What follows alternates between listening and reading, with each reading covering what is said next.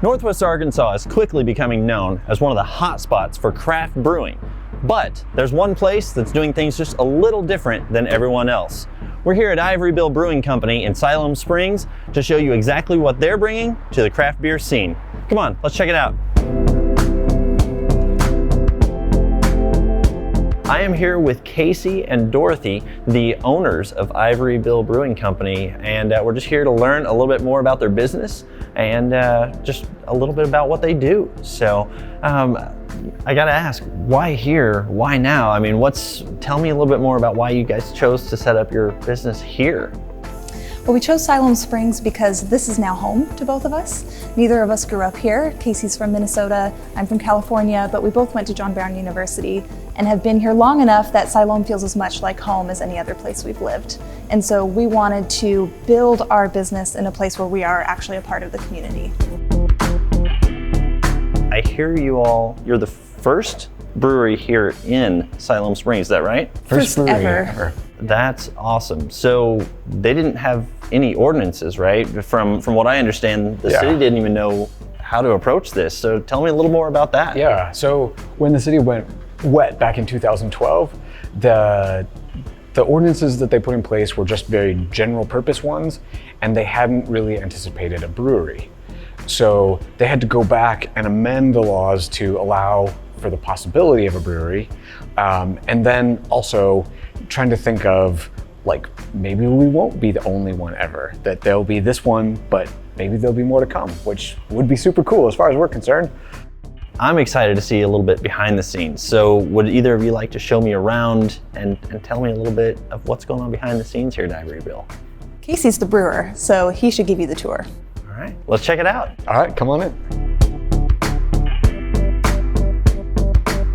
Wow, so this is a really cool space. Thanks. We really love it. All the great windows. Now, I'm seeing there are quite a few things around here that maybe looks like this wasn't always a brewery, right? That's true, yeah. Okay, all right, tell me a little bit about it. It was originally built as a car dealership in the late 1930s. This building was then a pipe manufacturing facility. It made all kinds of different pipe, but my favorite story about the pipes that were made here is that Sam Walton had his five and dime, and he knew a guy in Siloam who could build him hula hoops. So this building was in fact a hula hoop manufacturing facility. Wow, that's really cool to know. So, all right. So in fact, if you look at the cups that we have for cream soda for the kids, we have like a little cartoon Ivory Bill woodpecker that's hula hooping. Nice. I like the head nod. That's very cool. So tell me a little bit more about what's going on behind us. I hear she said these were built in the 1980s, is that correct? Yeah, built for the Orange Brewery in London in the 80s. And they're very much British traditional style fermenters. All right, so open fermentation, that's a totally different process than I've seen around here in Northwest Arkansas. Are you okay with showing me a little bit more about that? Can I learn some more? So, yes.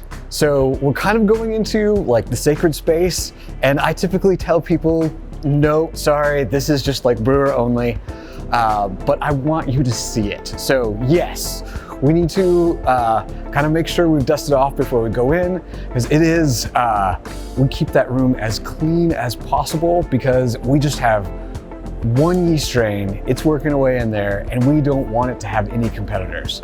So this is truly the inner sanctum of Ivory Bill. It is the inner sanctum, yes. You're getting a view that very, very few people ever have. Wonderful. Well, thanks. I cannot wait to check this out.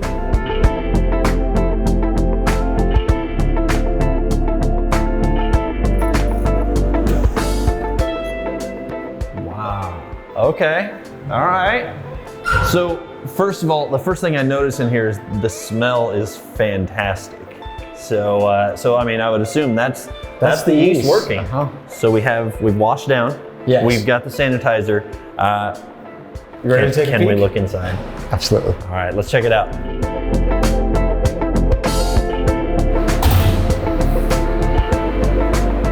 So, Man, that's the yeast working on top.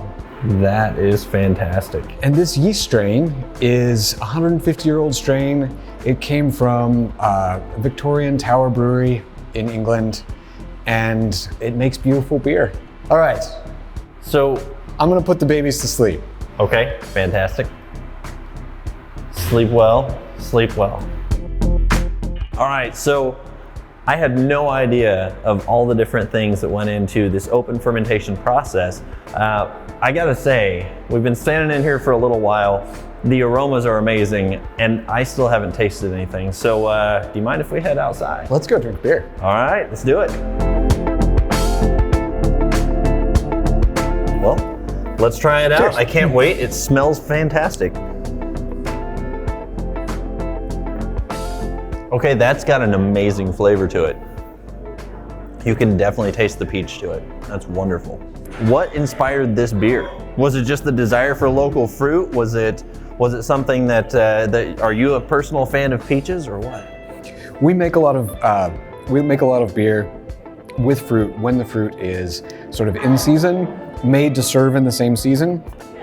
And those tend to be lower alcohol beers and, you know, things that just really emphasize the freshness and moment of the fruit.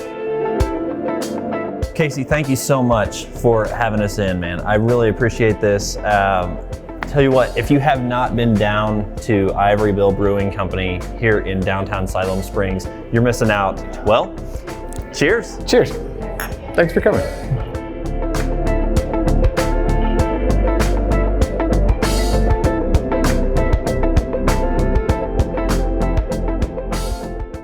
Hey, are you subscribed yet? You better do so in order to never miss a segment. Click below and subscribe today.